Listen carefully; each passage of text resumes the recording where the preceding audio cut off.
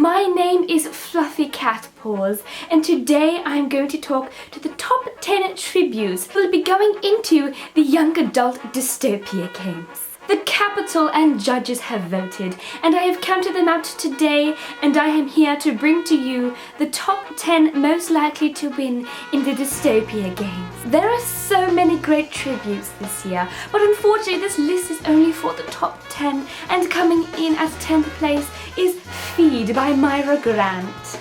This book will surprise you. It has a wonderful mix of zombies and modern day technology, and that is one of the things that I loved about this book.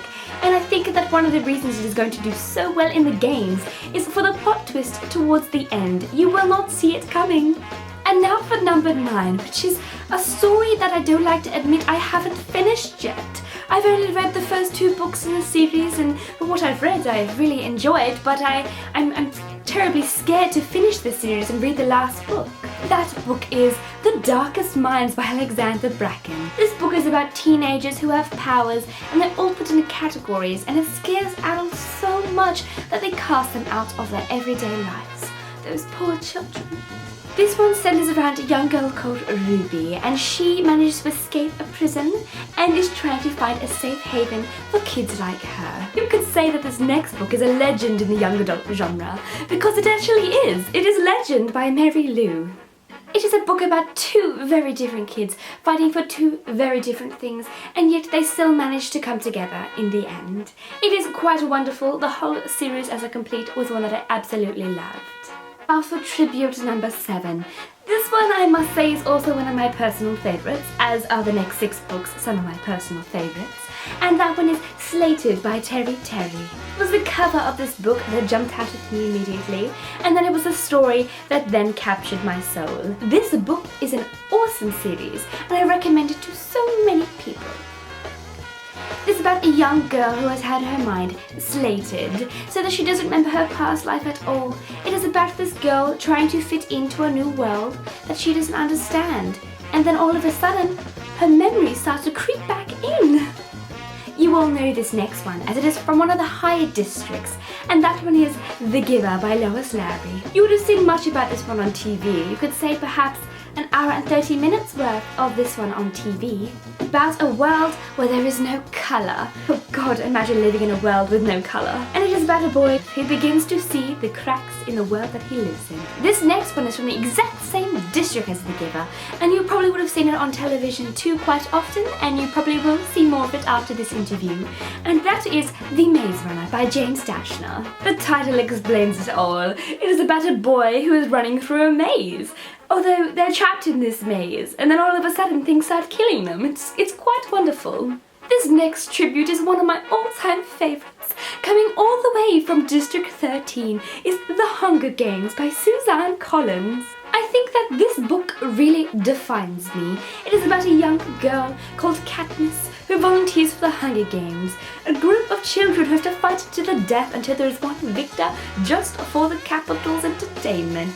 It sounds wonderful.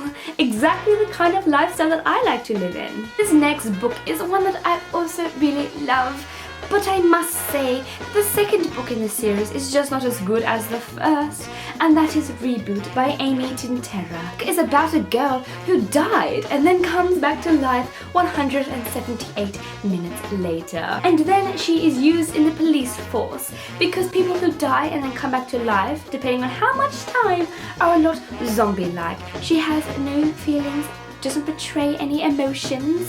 She is not going to survive in the capital for long. She isn't a fan of the people in Panem, but she definitely is a strong opponent for anyone else in the games to look out for. I will continue with the top 2 tributes right after this break.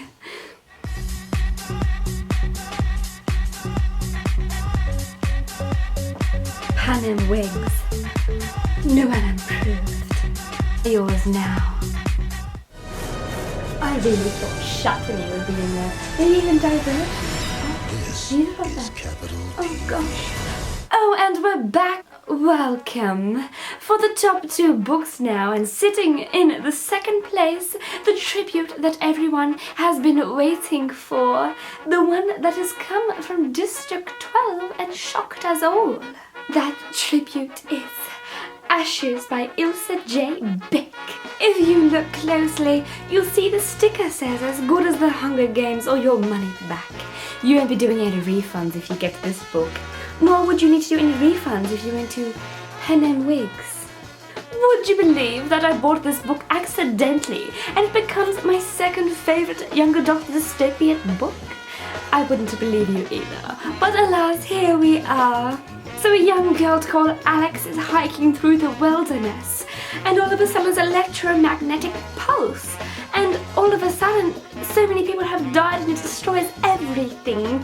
Half the people who have survived discover that they have superhuman powers, and the other half, well, they decide that they are going to have a taste for human flesh. Ooh, it was an amazing and thrilling read. I seriously loved it, and I recommend it to every single one of you out there watching.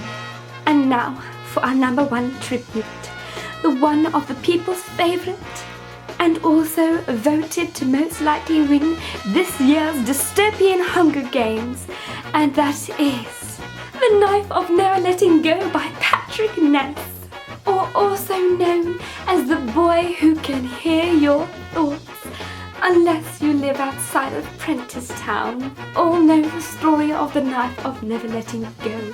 It involves heartbreak, but also humour from the first page, about a young boy called Todd who can hear thoughts of everyone in his town, as can all the other townsfolk, until he discovers a terrible secret about his town.